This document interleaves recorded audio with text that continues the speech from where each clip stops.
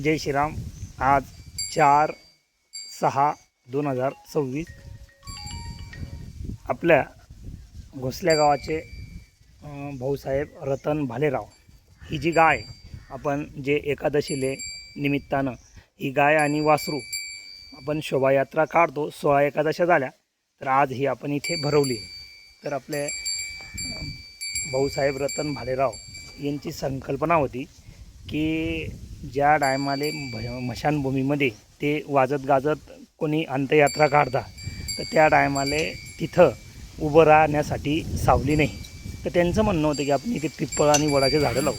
तर मग आज आपण गावामध्ये गाळ चालू होता तर त्या ट्रॅक्टरवाल्यांना जेसीबीवाल्याला विनंती केली आणि त्या मशानभूमीच्या अवतीभोवती आपण गाळाच्या ट्रिपा टाकल्या आणि आता वरचा पाऊस पडल्यानंतर आपण ते 8-8 फुटाचे पिप्पळ आणि वडाचे झाडं असे 15 झाडं लावणार आहे।